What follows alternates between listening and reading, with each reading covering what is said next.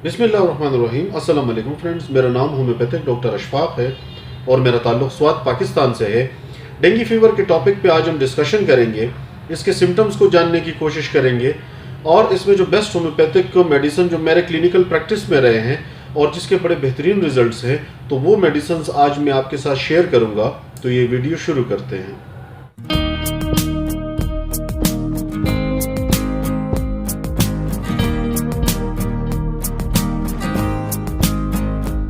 Viewers, ये दो मौसम ऐसे होते हैं कि जब शदीद गर्मियों से इसके बाद ख़िज़ा का मौसम शुरू होता है इस दौरान में, और इसके बाद से जब सर्दियों का ज़ोर टूटना शुरू होता है यानी सर्दियों की शिद्दत में कमी आती है, इन दो मौसमों में डेंगू फीवर्स के जो मच्छर होते हैं वो बहुत ज़्यादा पनपते हैं और बहुत ज़्यादा फ्लरिश होते हैं। खुले पानी, जो आपको जैसे पता है, अब तो इतनी अवेयरनेस इसके हवाले से आ गई है, सब लोग जानते हैं कि डेंगू के मच्छरों की अफजाइश कहाँ पर होती है। जहाँ पर घरों में खुले बर्तन काफ़ी अरसे से जिसमें साफ़ पानी पड़ा होता है, छतों पर अक्सर साफ़ पानी पड़ा होता है, या जहाँ पर पानी एक्यूमुलेट हो जाए, कोई ऐसी कोख या ऊपर छतों पर जगह हो जिसमें पानी जमा हो सके और वो साफ़ पानी हो, तो ये डेंगू के मच्छर जो है ये अंडे उसी साफ़ पानी में देते हैं और वहीं पर इसकी अफजाइश होती है। और ज़्यादातर जो इनके अफजाइश, ज़्यादातर इनकी जो इन्फ्लुएंस या इंटेंसिटी इस मर्ज़ की बढ़ती है वो इन्हीं दो मौसमों में होती है। तो चूँकि अब इस वक्त गर्मियों की शिद्दत ख़त्म हो गई है और मौसम ठंड की तरफ जा रहा है, तो इस दौरान में ये दोबारा से अपने मसले मसाइल क्रिएट कर सकता है, डेंगू फीवर सर उठा सकता है। तो इस हवाले से मैंने सोचा कि मैं आपसे अपना एक्सपीरियंस शेयर करूं और होम्योपैथिक के हवाले से इसमें जो बेहतरीन मेडिसिन हैं जिसके बड़े अच्छे रिजल्ट हैं वो मेडिसिन मैं आपके साथ शेयर करूं। मेडिसिन को डिस्कस करने से पहले अलामात हम इसकी जान लेते हैं कि इसमें इस तरह की इसकी अलामात किस तरह से होती हैं। बाज़ औक़ात अक्सर जो लोग होते हैं आम, वो इसमें कंफ्यूज होते हैं कि आया हमें जो बुखार है वो मलेरिया बुखार है या आम हमें मौसमी बुखार हो गया है। चूँकि जब मौसम तब्दील हो रहा होता है उसमें भी हड्डियों में दुखन, नुकाहत और इस तरह की तकालीफ महसूस होती हैं। अब आम बुखारों में और डेंगू फीवर हो या मलेरियल यानी मलेरिया का बुखार हो या आपको टाइफाइड फीवर हो, तो इन सब में आप फ़र्क तब कर सकते हैं जब बुखार को कम से कम 3 से 4 दिन गुजर चुके हों। इसके बाद ये इनका इंक्यूबेशन पीरियड जो होता है इसमें इनके टेस्ट पॉजिटिव आते हैं। यानी अगर शुरू के 3 दिन बुखार को हो गए हैं और उसमें आप फौरी तौर पर टेस्ट करवाएं तो इसमें स्क्रीनिंग के रिजल्ट जो हैं बहुत कम ही पॉजिटिव मिलते हैं, चाहे वो मलेरिया के हों या डेंगू के हों या मैंने आपको बताया कि वो टाइफाइड फीवर के हों। इसमें कम से कम 4 दिन से लेकर के 1 हफ्ते के दौरान में ये जरासीम जो है ये पूरे तौर से ब्लड में पॉजिटिव हो जाते हैं। इसकी स्क्रीनिंग टेस्ट जो हम, चूँकि हम डेंगू की बात कर रहे हैं, तो डेंगू में IgM और IgG का टेस्ट होता है जिसे डेंगू IgM और IgG कहते हैं। उसके ज़रिए से ये क्लियर पता चल जाता है कि आपके जिस्म के अंदर डेंगू फीवर के एंटीबॉडी मौजूद है या नहीं है। अलामात में ज़्यादातर जो शिद्दत से तेज़ बुखार रहता है, सर्दी के साथ बुखार आ सकता है। अच्छा, डेंगू फीवर में सबसे ज़्यादा जो अलामात कॉमनली पेशेंट में होते हैं वो 2 ही अलामात ज़्यादा बताते हैं। एक तो उनके सर पे दर्द होता है और आंखों के नीचे बोझ महसूस होता है, ये बड़ी अलामत होती है। और इससे भी बड़ी अलामत यहाँ पर बोझ सा सीने पर, छाती में, मैदे के मकाम पर, इस एरिया में पेशेंट अक्सर कहते हैं कि हमें एक बोझ सा महसूस होता है, घबरा यानी बेचैनी सी, बोझ की सी कैफियत होती है। अक्सर जब आप ऐसे पेशेंट का टेस्ट कराते हैं, जब उनको 3-4 दिन बुखार को गुजर चुके होते हैं, तो डेली तौर पे जब आप डेली टेस्ट करवाते हैं तो रोज़ाना की बुनियाद पर टेस्ट में पता चलता है कि खून के अंदर जो खुलियात हमारे खून को जमने में मदद देते हैं, जिन्हें प्लेटलेट्स कहा जाता है, वो गिरना शुरू हो जाते हैं। इसकी नॉर्मल वैल्यू तकरीबन 3.5-4 लाख से लेकर के बॉर्डर लाइन 1.5 लाख तक जिस्म में खून के अंदर ये मौजूद होते हैं। तो ये खुलियात रफ्ता घटना शुरू हो जाते हैं और डिपेंड करता है कि किस तेज़ी से वो घट रहे हैं। अक्सर मरीजों में जो रोज़ाना की बुनियाद पर टेस्ट किए जाते हैं, प्लेटलेट्स काउंट देखा जाता है, तो कम से कम तकरीबन 75-80 हज़ार या 70-75 या 80 हज़ार तक के डेली बेसिस पे इनके प्लेटलेट्स गिर रहे होते हैं। और सीवियर कंडीशन में अक्सर हमने ऐसे भी देखे हैं जो प्रैक्टिस में कि सिर्फ 18,000 तक प्लेटलेट आ गए, 17,000 तक आ गए हैं।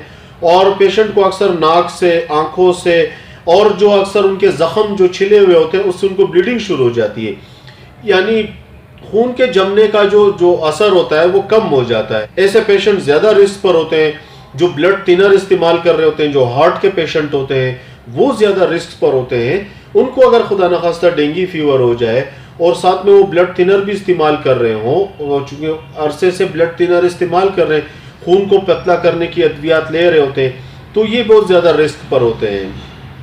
तो जिनको डेंगू फीवर हो चुका है तो ये ज़रूरी नहीं है कि दोबारा आपको डेंगू फीवर नहीं होगा। हाँ, आपको दोबारा भी हो सकता है। हाँ, अलबत्ता आपकी क़ुव्वत मुदाफ़ियत जो आपको अगर पहले डेंगू फीवर गुजरा है तो उसके मुकाबले में अब के बार आपकी क़ुव्वत मुदाफ़ियत कुछ ज़्यादा बेहतर होगी और बीमारी के असरात कम होंगे। अक्सर मरीज़ों में डेंगू फीवर के गुजर जाने के बाद और उनको शिफायाब हो जाने के बाद भी हड्डियों में, जोड़ों में और दर्द की शिकायत और इंतहाई कमज़ोरी और नुकाहत की शिकायत करते हैं। इसमें भी मेरा एक तजर्बा रहा है कि ऐसी मेडिसिन होम्योपैथिक इस्तेमाल करवाते हैं जिस मेडिसिन के इस्तेमाल की वजह से जो बुखार के माबाद असरात होते हैं, जिस्म में दर्द या कमज़ोरी की जो शिद्दत होती है, तो वो ज़बरदस्त तरीके से वो ठीक हो जाती है। मेडिसिन की तरफ आते हैं, होम्योपैथिक मेडिसिन की तरफ। मेरा जो तजर्बा रहा है और वर्ल्ड वाइड जो एक मेडिसिन प्रूवन है और बड़ी तेज़ी से अब इसको इस्तेमाल किया जा रहा है डेंगू के अलामात में और बुखारों में, वो है यूपेटोरियम पर्फ। यूपेटोरियम पर्फ आपने 30 की पोटेंसी में लेनी है और ये मेरा जो एक्सपीरियंस है, ये हर घंटे के बाद मैं अपने मरीज़ों को जारी करता हूँ। हर घंटे के बाद 2 से 3 कतरे 1 चम्मच पानी में डाल के मरीज़ को पिलाएं, या सादा ग्लोब्यूल्स या मीठी गोलियों पर डाल करके आप मरीज़ को घंटे के बाद चंद गोलियां मरीज़ के ज़बान पे रखें। बड़े बेहतरीन रिजल्ट है। मुकम्मल तौर पर हड्डियों में दर्द का महसूस होना, ऐसे महसूस होता है कि जैसे पूरे जिस्म को कुचला गया है, और इस तरह का दर्द हड्डियों में महसूस होता है। ये यूपेटोरियम की सबसे बड़ी अलामत है।